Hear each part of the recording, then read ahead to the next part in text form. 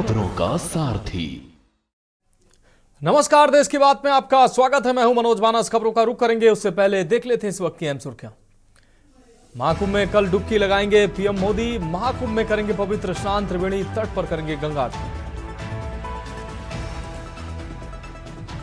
दिल्ली विधानसभा चुनाव के साथ यूपी में उपचुनाव, कल पोलिंग पार्टियां हुई रवाना। कड़ी सुरक्षा के बीच कल डाले जाएंगे वोट। बजट सत्र में अखिलेश ने उठाई मौन की मांग, बोले डिजिटल कुंभ कराने वाले नहीं दे पा रहे मृतकों के आंकड़े, सेना को सौंपा जाए इंतजाम। योगी और भूटान नरेश ने संगम में लगाई डुबकी, गंगा पूजन के बाद अक्षय वट के किए दर्शन पूजन। महाकुंभ में अब तक 37 करोड़ से ज्यादा लोगों ने किया स्नान। पाकिस्तान से 400 हिंदुओं की अस्थियां भारत पहुंची। 8 साल से मोक्ष प्राप्ति के लिए शमशान में रखी थी अस्थियां। महाकुंभ योग में मिला बीजा तो पहुंची अस्थियां।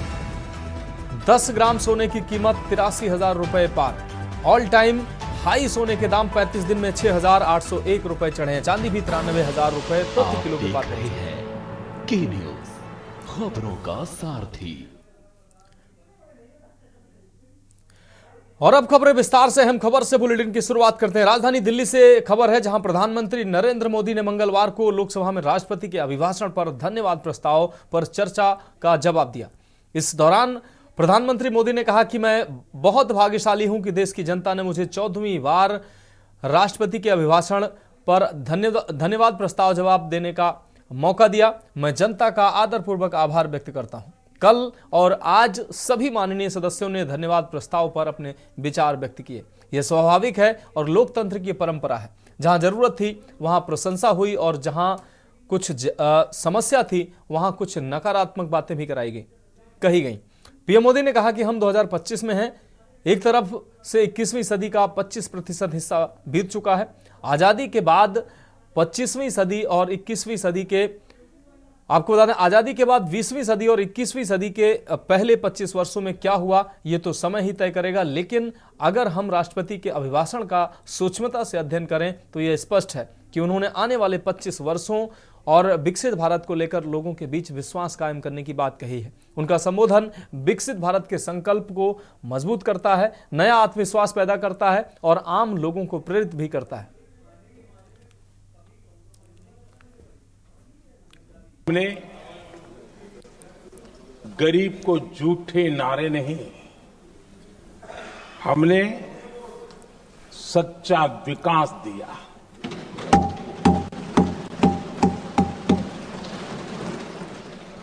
गरीब का दुख, सामान्य मानवी की तकलीफ, मिडिल क्लास के सपने ऐसे ही नहीं समझे जाते। आदरणीय सभापति जी, इसके लिए एक जज्बा चाहिए।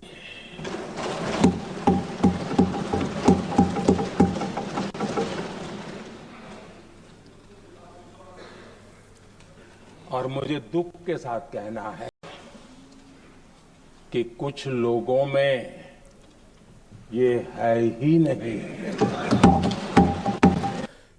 दिल्ली विधानसभा चुनाव के बीच चुनाव आयोग का बड़ा बयान सामने आया है। आपको बता दें, राजनीतिक दलों के द्वारा चुनाव आयोग पर लगाए जा रहे आरोपों का जवाब चुनाव आयोग ने दिया है। चुनाव आयोग ने कहा कि 3 सदस्यीय आयोग ने सामूहिक रूप से चुनाव आयोग को बदनाम करने के लिए बार बार जानबूझकर दबाव बनाने की रणनीति पर ध्यान दिया है। उन्होंने कहा कि लोगों को लगता है कि जैसे ये एक एकल सदस्यीय निकाय है, लेकिन इसने संवैधानिक संयम बरतने का निर्णय लिया गया है। इस तरह के आक्षेपों को बुद्धिमत्तापूर्वक, धैर्यपूर्वक सहन किया है और इससे प्रभावित नहीं हुआ है। चुनाव आयोग ने एक्स पर पोस्ट साझा करते हुए लिखा कि दिल्ली चुनाव में राजनीतिक दलों और उम्मीदवारों की ओर से उठाए गए मुद्दों पर 1.5 लाख से अधिक अधिकारी काम कर रहे हैं। उठाए गए मुद्दों पर कार्रवाई की जा रही है, जो निष्पक्ष और गैर पक्षपातपूर्ण हो रही है। सारे अधिकारी आपको बता दें मजबूत प्रक्रियाओं और एसओपी के तहत काम कर रहे हैं।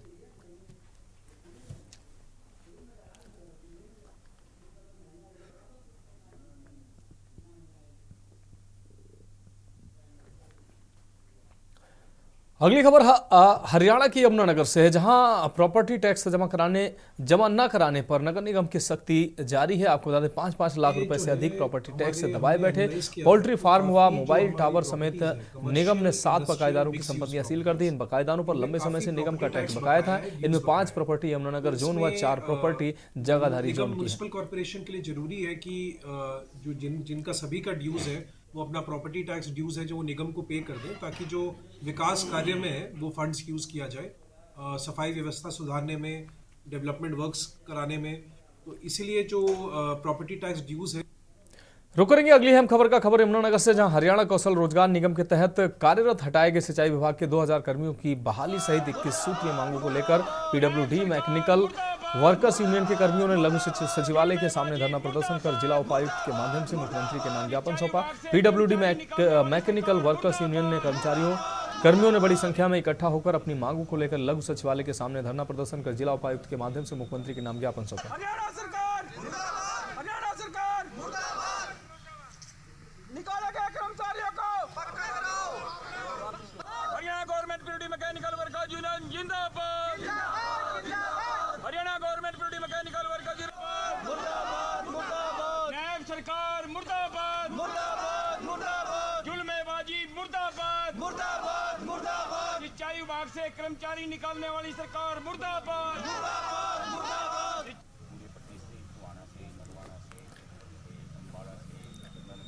रुक करेंगे अगली अहम खबर का। रेवाड़ी विधायक लक्ष्मण यादव ने अपने 65वें जन्मदिन को बड़े ही धूमधाम से मनाया। इस मौके पर कई कार्यक्रम का आयोजन किया गया। विधायक ने सबसे पहले प्राचीन हनुमान मंदिर में जाकर आशीर्वाद लिया। इसके बाद आस्था कुंज में बच्चों के साथ जन्मदिन का केक काटा। बाल भवन में रक्तदान शिविर का आयोजन किया गया और कवि सम्मेलन तथा नेत्र जांच कैंप भी आयोजित किया गया। इस दौरान सैकड़ों लोगों ने विधायक लक्ष्मण यादव को जन्मदिन की बधाई दी।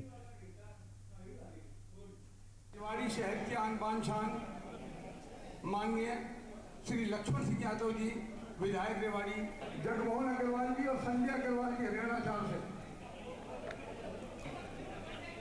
कुमार बढ़िया आना चाहिए।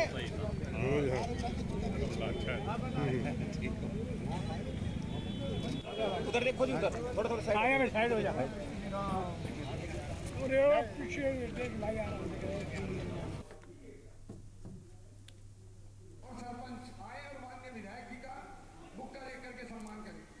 रेवाड़ी शहर के आन बान शान माननीय श्री लक्ष्मण सिंह यादव जी, विधायक रेवाड़ी। बढ़ेंगे अगली खबर की ओर। यमुनानगर से अगली खबर, जहां के वार्ड नंबर 10 के आजाद नगर गली नंबर 5 में सरकारी डिपो से राशन वितरण में गड़बड़ी के गंभीर आरोप लगे हैं। लाभार्थियों का कहना है कि सरकारी डिपो संचालक यशपाल शर्मा ने फिंगरप्रिंट स्कैन होने के बावजूद उन्हें सरसों का तेल नहीं दिया। पीड़ितों का आरोप है कि डिपो संचालक यशपाल शर्मा राशन वितरण में हेराफेरी कर रहे हैं और अपनी मनमर्जी से लोगों को सामान दे रहे हैं। स्थानीय लोगों की शिकायतें हैं कि तनीषा नामक महिला ने बताया कि डिपो धारक लाभार्थियों से दुर्व्यवहार करते हैं और अभद्र भाषा का इस्तेमाल करते हैं। सुमन देवी ने कहा कि राशन लेने गई तो उनका फिंगरप्रिंट स्कैन किया गया, लेकिन फिर भी सरसों का तेल देने से इनकार कर दिया गया। शिकायतों को गंभीरता से लेते हुए खाद्य एवं आपूर्ति विभाग के इंस्पेक्टर मौके पर पहुंचे और स्थिति का जायजा लिया। वहीं विभागीय अधिकारी सुखचैन सिंह ने कहा कि यदि जांच में डिपो संचालक दोषी पाया गया तो उसके खिलाफ सख्त कार्रवाई की जाएगी।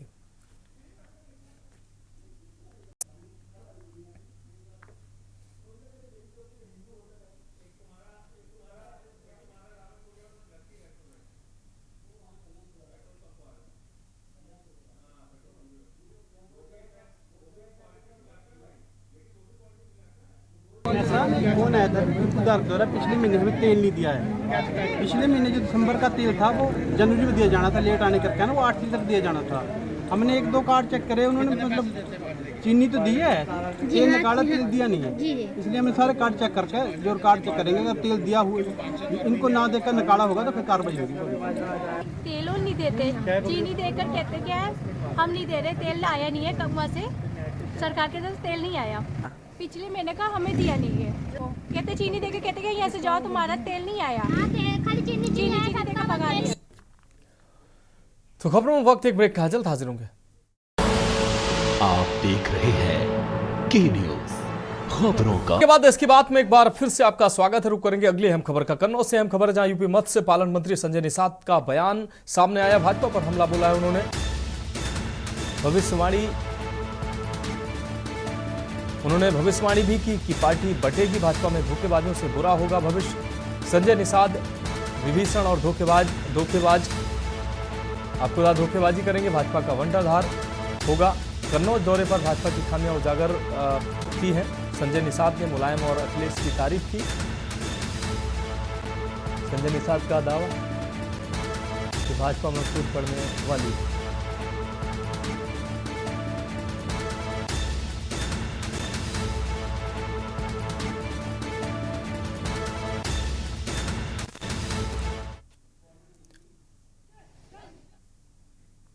रुक करेंगे अगली अहम खबर का पीलीभीत से। अगली खबर जहां खुलेआम बिक रहा चरस और गांजा। भांग के लाइसेंस की आड़ में बिक रहा चरस और गांजा। भांग की दुकान में गांजे की बिक्री का वीडियो वायरल हुआ। थाना बीसलपुर पुलिस के संरक्षण में बिक रहा गांजा। सीओ बीसलपुर ने मामले में जताई है अनभिज्ञता। गांजा खरीदने की दुकान पर भीड़ लगती है। बीसलपुर के मोहल्ला वख्तावर लाल का पूरा मामला है।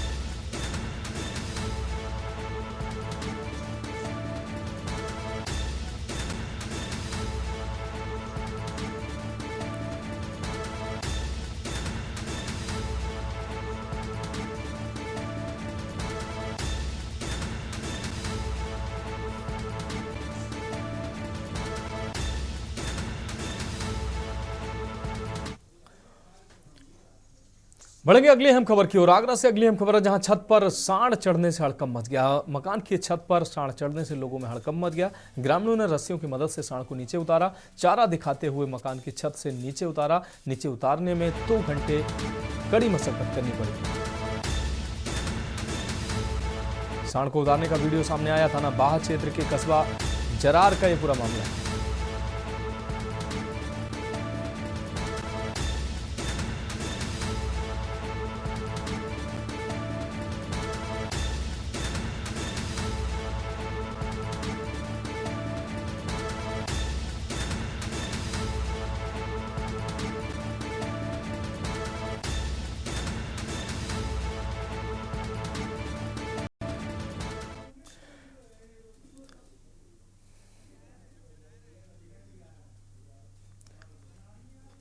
अगली खबर मथुरा से है जहां जिला पंचायत राज अधिकारी यानी कि पीसीएस किरण चौधरी को लखनऊ से आई विजिलेंस टीम ने रिश्वत लेते रंगे हाथों गिरफ्तार किया। कार्रवाई के दौरान टीम ने कार्यालय को पूरी तरह से घेर लिया।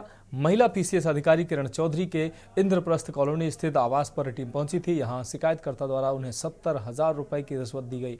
जैसे ही महिला अधिकारी ने रकम ली तभी टीम ने उन्हें रंगे हाथों गिरफ्तार कर लिया। इसके बाद दूसरी टीम राजीव भवन स्थित उनके कार्यालय पहुंची। यहां शिकायतकर्ता भी साथ में थे। टीम ने यहां से कुछ फाइलें जब्त की जिन्हें अपने कब्जे में ले लिया। पीसीएस अधिकारी के खिलाफ एक ग्राम प्रधान ने विजिलेंस में शिकायत की थी, जिसके बाद लखनऊ से 2 टीमों ने एक साथ कार्रवाई की।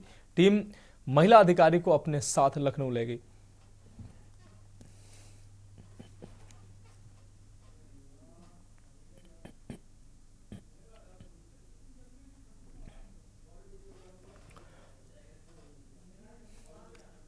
अगली खबर उत्तर प्रदेश के प्रयागराज से, जहां कुछ दिन पूर्व घटित घटना के संबंध में प्रथम सूचना रिपोर्ट दर्ज करने एवं गहन जांच करने के संबंध में DK foundation of freedom and justice द्वारा राष्ट्रीय मानवाधिकार आयोग में याचिका दर्ज कराई गई। ऑर्गेनाइजेशन का आरोप है कि वीआईपी कल्चर समाप्त करने के लिए देश के प्रधानमंत्री नरेंद्र मोदी ने 2017 में एवं उत्तर प्रदेश के मुख्यमंत्री योगी आदित्यनाथ ने 2024 में वीआईपी कल्चर को समाप्त करने की घोषणा की थी। उसके बाद भी वीवीआईपी पास बांटे गए हैं। DK foundation of freedom and justice की ओर से दायर याचिका में कहा गया कि महाकुंभ में हुए हादसे के जिम्मेदार वही लोग हैं जिन्होंने वीवीआईपी पास वितरित किए हैं। सभी के विरुद्ध मुकदमा तय दर्ज होना चाहिए।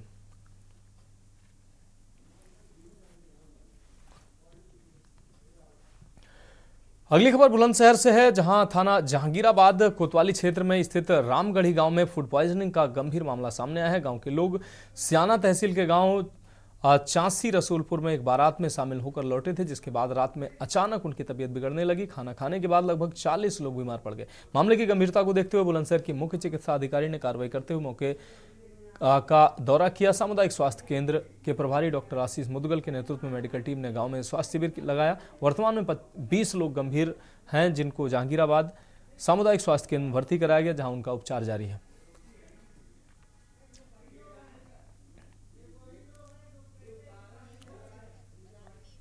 से एक बारात में ये लोग गए थे सारे लोग जी जगह के, और वहाँ पे ये जब लौट के आए तो इनको वहाँ से आने के लिए उल्टी दस्ती हो गई थी। तो ये मोस्ट प्रोबेबली फूड पॉइजनिंग का मामला है, और इसके अंदर हमने 18 लोगों की टीम लगाई थी वहाँ पे जंगीराबाद के मोहल्ला रामगढ़ी में। तो वहाँ पे अब ये कंट्रोल में है सारा, और जो पेशेंट हमारे डायरेक्ट यहाँ पे आके एडमिट हुए थे वो 21 पेशेंट थे, जिसमें जो ठीक हो गए वो घर चले गए हैं, और 4 पेशेंट को हमने रेफर किया है ब्लिंचन, और वो सब कंट्रोल में है, और ये मोस्ट प्रोबेबली फूड पॉइजनिंग का होगा। इनकी अफसर खां की फैक्ट्री थी पापड़ की, और उसकी पापड़ कचरी की जो इन्होंने गिरा दी थी पूरी तरह से आजम खान ने और उनके अधिकारियों ने, सक्षम अधिकारियों ने, जिसमें अफसर खां द्वारा इसकी रिपोर्ट लिखाई गई थी। अब उसके लड़के जुल्फकार द्वारा इसमें आपत्ति दी गई, तो न्यायालय द्वारा पुनः विवेचना का आदेश पारित किया गया। तो खबरों में वक्त एक और ब्रेक का है, जल्द हाजिर होंगे। आप देख रहे हैं के न्यूज, खबरों का सार। ब्रेक के बाद देश की बात में एक बार फिर से आपका स्वागत। रुक करेंगे अगली अहम खबर कन्नौज से है, जहां जिले के सिकंदरपुर क्षेत्र के जगतपुरा में अचानक से हड़कंप मच गया, जहां पर स्कूली बच्चों से भरी वैन अनियंत्रित होकर अचानक से पलट गई। वैन में करीब 1 दर्जन से ज्यादा बच्चे बैठे हुए थे। जैसे ही वैन पलटी, आसपास के लोगों ने तुरंत वैन में फंसे बच्चों को बाहर निकाला। गनीमत रही कि कोई बहुत बड़ा हादसा नहीं हुआ। विभाग की इजाज़त के लोकल एलपीजी टैंक हमने देखा इसमें लगा हुआ है, और गाड़ी को 2020 के बाद फिटनेस करानी थी, उसकी फिटनेस भी नहीं कराई गई। तो इस मामले में सबसे पहले तो अभी जो वाहन स्वामी हैं उनको एक नोटिस भेजा जाएगा और 3 दिन का समय दिया जाएगा अपनी स्थिति स्पष्ट करने के लिए। उसके बाद उनका पंजीयन जो है वो टेम्परेरी रूप से निलंबित किया जाएगा, और प्रयास किया जाएगा कि आगे इसमें कोई एक ऐसी बड़ी कार्यवाही की जाए जिससे बाकी सब भी जो इस प्रकार के ओमनी वैन चला रहे हैं उनको एक कड़ा संदेश पहुंचे। अगली खबर अमरोहा से है, जहां जनपद के थाना गजरोला क्षेत्र में 18 दिन से लापता नाबालिग छात्रा की बरामदगी न होने पर परिजनों और स्थानीय लोगों का गुस्सा फूट पड़ा है। सोमवार को बजरंग दल के कार्यकर्ताओं ने रोड जाम कर प्रशासन के खिलाफ जमकर नारेबाजी की। पीड़ित परिवार ने गैर समुदाय के लोगों पर छात्रा के अपहरण का आरोप लगाया। परिजनों का कहना है कि पुलिस उनकी शिकायत को गंभीरता से नहीं ले रही, जिससे उनका आक्रोश और बढ़ गया है।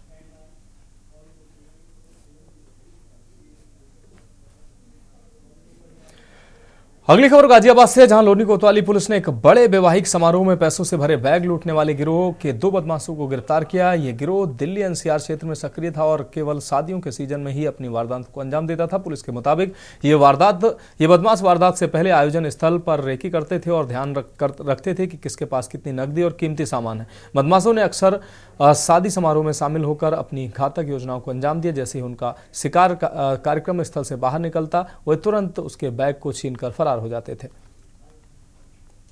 दिल्ली एनसीआर पुलिस के गिरोह का खुलासा लोनी पुलिस ने किया है। आपको बता दें कि शादी समारोह के कार्यक्रम में बैग छीनकर भागने वाले गिरोह के कुछ लोगों को लोनी पुलिस ने गिरफ्तार किया। सीधा बात करते हैं लोनी एसीपी सूर्यबली मौर्य जी से और जानेंगे कि आखिर जो अपराधी हैं क्या प्रोफाइल है और किस तरह वो वारदात को अंजाम देते थे। देखिए, थाना लोनी क्षेत्र में 19/20 को थाना लोनी क्षेत्र में जब हम बदला पैगढ़ से करते हैं तो वहाँ पे एक शादी का लान है। शादी के लान में वाइस द्वारा तहरीर दी गई कि जब वो विदाई के लिए निकले थे बाहर तो लगभग 1 बजे के आसपास में उनके 2 अज्ञात बाइक सवारों द्वारा बैग में रखे 3.5 लाख रुपए लूट लिए गए। सूचना में थाना लोनी पर तत्काल सुसंगत धाराओं में अभियोग पंजीकृत किया गया तथा टीमों गठन करते हुए सर्विलांस, साइबर तथा CCTV की मदद से हमने 2 आज अभियुक्तों को हिरासत में लिया है, गिरफ्तार किया, जिसमें एक अभियुक्त मोहम्मद कादिर है जिसके द्वारा लूट अपने एक अन्य दोस्त मोहम्मद आमिर के नाम से जो मूलतः बिजनौर के रहने वाले हैं के साथ मिलकर घटना को अंजाम दिया गया था। इसके द्वारा स्वीकार किया गया। इसके मोहम्मद कादिर के भाई आवेश को भी गिरफ्तार किया गया क्योंकि लूट के जो पैसे थे इसके पास ही रखे थे और ये घटना में इनके साथ संलिप्तता इसकी बताई गई और पाई गई और जांच में भी है स्पष्ट होकर आया। इनके द्वारा मूल रूप से जांच पड़ताल में बताया गया कि ये ज्यादातर शादी के ऐलान को टारगेट करते हैं, स्पोर्ट बाइक पर पहले वहां पर रेकी करते हैं और सही समय पर लूट का अंजाम देते हैं।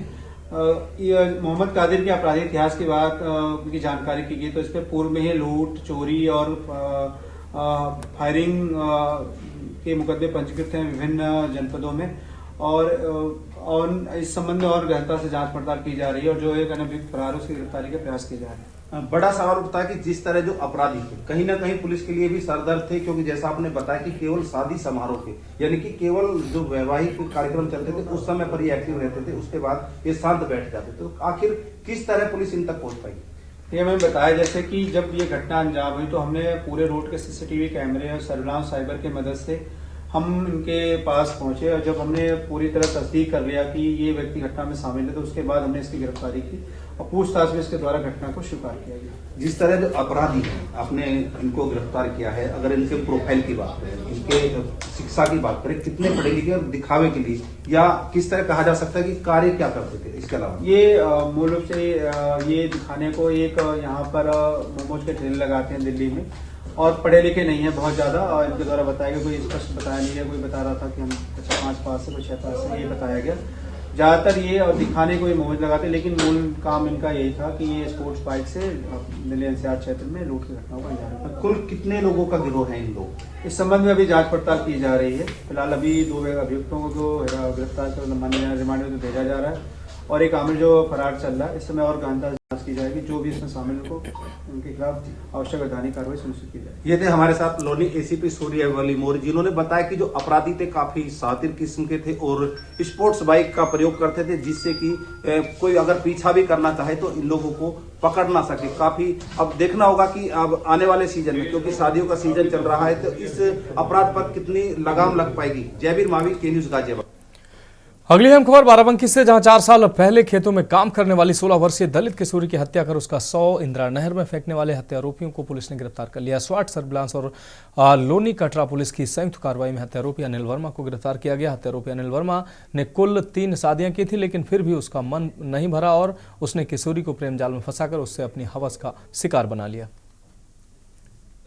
थानांतर्गत एक महिला ने एक एप्लीकेशन दिया कि उसकी पुत्री को करीब 4 वर्ष पूर्व एक उसी थाना क्षेत्र का रहने वाला अनिल वर्मा है, ये लेके चला गया था और लोक लाज के नाते उसने बताया नहीं है। उसको संदेह है कि अब लड़की जब नहीं मिल रही है तो उसने संभवतः मार दिया है। तो शरीर के आधार पर सुसंगत धाराओं में अभियोग पंजीकृत करते हुए इसकी गहनता से छानबीन की गई है।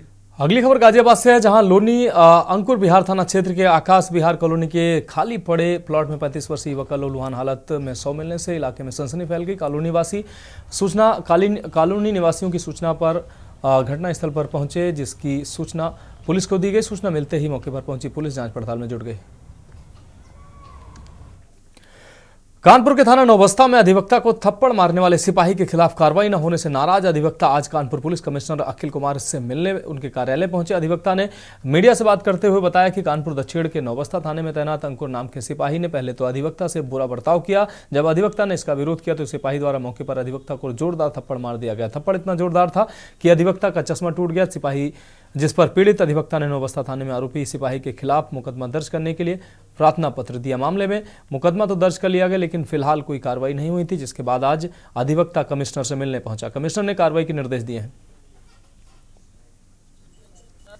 मैं स्टेट बैंक से रिटायर्ड हूँ, अब वकालत पेशे में हूँ।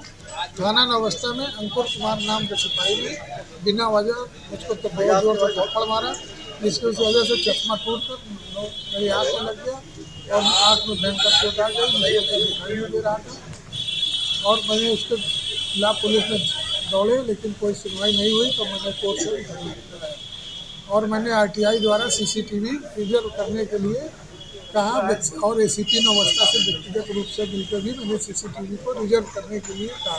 अब पुलिस नौबस्ता थाना में एफआईआर हुई, लेकिन वहाँ के अधिकारियों इधर उधर टाला मटोला कर रहे हैं कि सीसीटीवी उपलब्ध नहीं है, जबकि सीसीटीवी के विषय में उनको सूचित किया जा चुका था।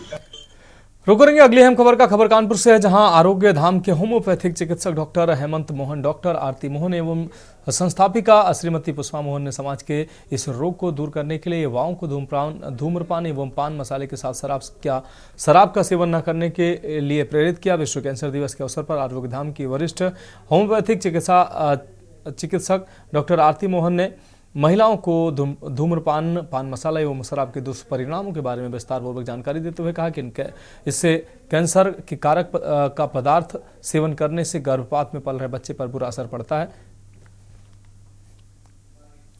आज हम लोगों ने विश्व कैंसर दिवस के अवसर पर डॉक्टर आरती मोहन और हमारी संस्थापिका श्रीमती पुष्पा मोहन के साथ परशुराम वाटिका जो आमनगर में है 250 से अधिक बच्चों और कम से कम 100 मॉर्निंग वॉकर्स के साथ कैंसर जागरूकता कार्यक्रम का आयोजन किया।